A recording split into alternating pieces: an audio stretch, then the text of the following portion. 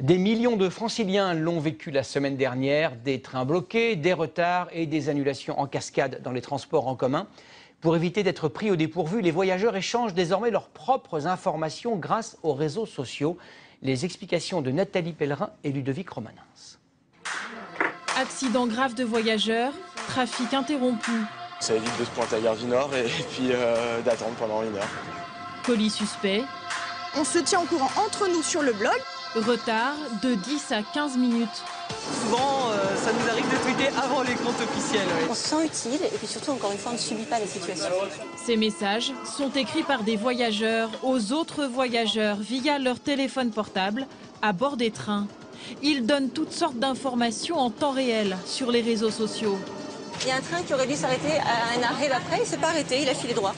Le but, s'entraider.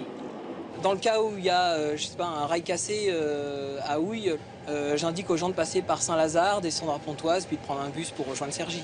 Certains usagers informent des milliers de personnes. D'autres postent aussi des vidéos ou des photos qui témoignent de la saturation des lignes. Et plus surprenant, même les conducteurs s'y mettent. Cédric Gentil tweete depuis 1 an.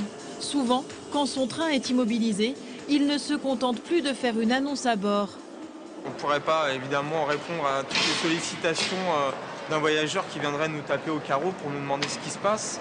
Là, le fait de pouvoir nous interpeller sur les réseaux sociaux nous permet de leur répondre et en plus de donner une réponse à toutes les personnes qui nous suivent. Son compte Twitter est suivi par plus de personnes que le compte officiel de la RATP pour la ligne A. Des comptes officiels existent désormais pour plusieurs lignes, mais ils sont un peu dépassés. On a nous-mêmes un petit temps de réaction et d'analyse des incidents. On a besoin entre 5 et 10 minutes pour envoyer la nature de l'information. Les voyageurs, eux, postent l'information dans la seconde. Ici, Nora, par exemple, remonte le quai pour choisir un wagon où il reste des places assises en suivant les indications d'autres usagers. Dans le 3e wagon, après le wagon de première, on commence à avoir des gens debout. Donc voilà, c'est la routine. Twitter, Facebook ou encore les blogs, toute une communauté s'est mise en place dans les transports pour s'informer, mais aussi contester.